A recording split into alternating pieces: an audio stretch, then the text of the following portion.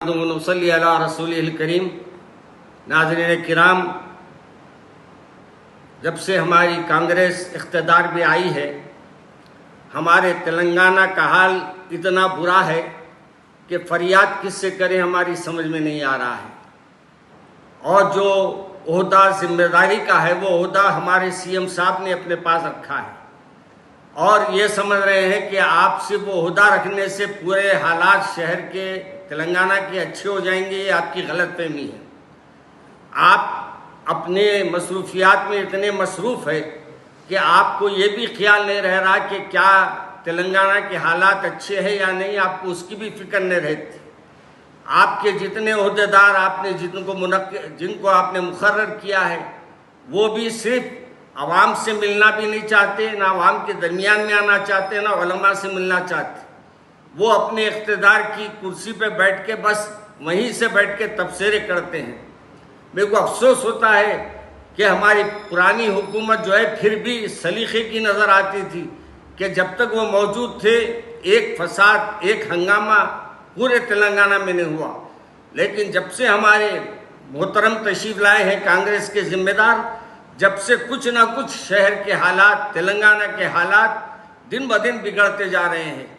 और हमारे सीएम साहब ना उसके बारे में आईजी से बात करते, ना जिम्मेदाराने पुलिस से कोई बात करते हैं, बल्कि वो ये समझते हैं कि मैं सिर्फ ओहदा लेकर बस मेरे लिए काफ़ी है। हम तमाम अवाम उन्नास से हम यानी आपसे अपील करते हैं कि इस सिलसिले में आप फौरी एक्शन लीजिए। और जो आज ये हालात हुए हैं मदरसे तालीमुल कुरान जानारम से ज़िले जो है संगारेड्डी के, इसके बारे में भी हमारे एसपी साहब की गुफ्तगू सुना। मैं एसपी साहब इतने ठंडे बातें कर रहे हैं, क्या मैं उनसे उम्मीद रखूंगा कि कोई एक्शन लेंगे वो?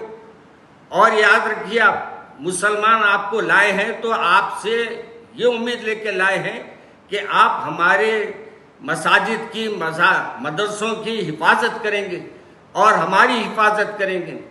मगर अफसोस ये होता है कि आप हिफाजत की जगह हमारे लिए ही मसाइल पैदा कर दे रहे हैं। और मैं हमारे मोहम्मद अली शब्बीर साहब से भी कहता हूँ, जो अपने ओहदे के बारे में बार बार कहते हैं, मैं ये कहता हूँ कि आप उलमा से मिला कीजिए। आप सियासी हल्कों में जाते होंगे, उलमा के घरों को जाइए और मिलिए उनसे, मिल के उनसे पूछिए कि भाई आपकी क्या ज़रूरतें हैं। उनकी ज़रूरतें मदारिस की जिम्मेदार वालों से मिलिए, उनकी क्या ज़रूरतें हैं मालूम कीजिए, उनके हालात अतराफ के मालूम कीजिए। जब तक आप एक ओहदे पे फायज है इसको अंजाम दीजिए, वरना आपको भी भूलने लोग देने लगाएंगे। आपको ये भी अर्ज़ कर दूं कि जो मदरसे के आज हालात हुए हैं और जो दरगाह के हालात हुए हैं, आपको हमको ये एहसास है कि हमारे मुसलमानों के ऊपर जो जुल्म हो रहा है इसकी कोई फरियाद सुनने वाला भी नहीं है। फरियाद किससे करे समझ में नहीं आ रहा। सीएम साहब तो या तो अपने बड़े बड़े टूरों में मसरूफ रहते हैं या तो और कई अपनी मसरूफियात में रहते हैं, आवाम से मिलते नहीं। आवाम से मिलने के लिए नुमाइंदे भी मुकर्रर किए हैं, वो भी नाकाराम आदमियों को बिठा के रख दिए हैं। वो हमारी बात ऊपर पहुंचाना नहीं चाहते। इसलिए मैं हमारे सीएम साहब से गुजारिश करूंगा कि इस सिलसिले में फौरी एक्शन लीजिए और फौरी इसमें जो भी ये लोगों ने इसमें जो ज़्यादतियाँ की हैं और ये फ़िरक़ा परस्त जहन रखने वाले हैं, इनके ऊपर फौरी एक्शन लीजिए और इनके बारे में अखबारात में बताइए कि इन पे क्या एक्शन लिया गया। ऐसी ज़बानी जमा खर्च से कुछ होने वाला नहीं है। हम आप पे एतमाद करें तो किस बेस पे करें। इसलिए मैं आपसे अपील कर रहा हूँ कि कांग्रेस के खुसूसन हमारे सीएम साहब से, आपके पास ओहदा है, अगर आप जिम्मेदारी नहीं लेते तो अपने एक दूसरे को ओहदा दे दीजिए। देख के उसको बोलिए भाई शहर के हालात पर और रंगारेड्डी के हालात पर उस पर नज़र रखिए।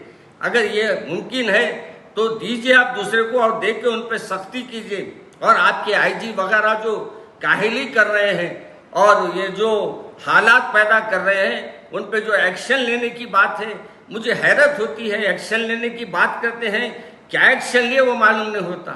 बस अंदर का अंदर सब बात हो जाती है, अंदर का अंदर सब खत्म हो जाता है।